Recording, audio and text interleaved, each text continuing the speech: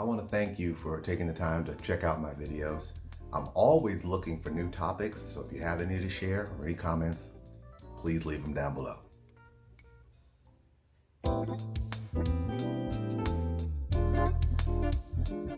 This is going to sound crazy, but whatever issue you have, find out what issues are important to you, find out what elected officials cover those issues, and then find out who that person is. And what do I mean by that? What I mean is that if you have an issue relating to something like crime in your neighborhood, the streets, maybe the zoning district for a particular area, all those areas are covered by specific things. There are certain things that's covered by the feds, some things covered by the city, some things covered by the county, and you want to know who is responsible for those particular areas. If you're looking at your hospital situation, if you're worried about your fire department situation, find out the things that are important to you, and then find out which elected officials cover those things.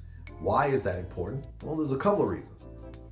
One, and this is going to sound harsh, when you go in to engage them, make sure a couple of things.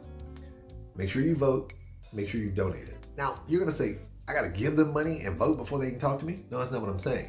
What I'm saying is that as a constituent, you have the responsibility to, they have the responsibility to provide services to you. They are serving you. They are a public servant. But let's be real here. The simple fact of the matter is that they do pay attention to the fact if you are a voting member, a voting constituent, and if you're a donating constituent.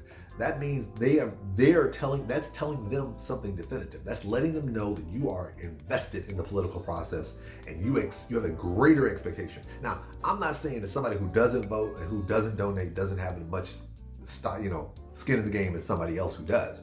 What I'm saying is that you have to keep in mind that elected officials, not all of them, but enough of them pay close attention to those things that lets them know how actively involved in the political process that you're in.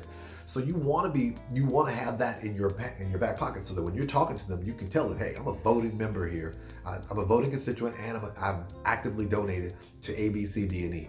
So I've never reached out to you. I'm reaching out to you now. Make it hot. Elected officials know a lot of things that are coming down the pipe even before you do. If you have something that you're interested in, if there's a major change, trust me, these are elected officials who are going to meetings, they're getting briefings from different things, and yes, they're supposed to bring these things to your attention, and a lot of times they do on their websites and so forth. But the reality is that if you know there's something that you're passionate about, like for instance with this whole COVID-19, well, guess what? There are people who are in need of funds as a result of assistance from the government with regards to payroll.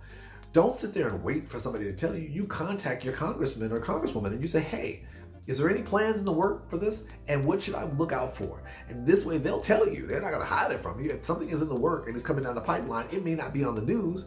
It may not be on social media, but guess what? They know about it. And you would be surprised the amount of staff members they have that are there to address the problems. Most people don't know that most elected officials have staff members that they usually have multiple offices. They usually have one in the main place where they're going. So if it's state, it's a little different because they usually have a local place for their district, and then they have a place in the capital. If you're in a big state and it's a big district, they may have a couple of different district offices locally, and they may have the main one in their state capital. Same thing with the feds. If you're in federal, you may have a couple of offices that handle particular areas for Congress or for the Senate, and then they have their main place up in DC. Why is that important?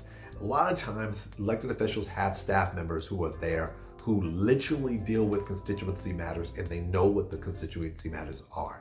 And if they can't do something definitive, they can get on the phone and start making calls to people who can. So when you're sitting here asking yourself, man, do I need to reach out? Don't pause on it. Do it. Reach out to them so that this way they can start putting those wheels into motion to make things happen for you in terms of your benefit. Elected officials are there to serve you. Take the time to invest in ensuring that they are providing you the highest level of service possible.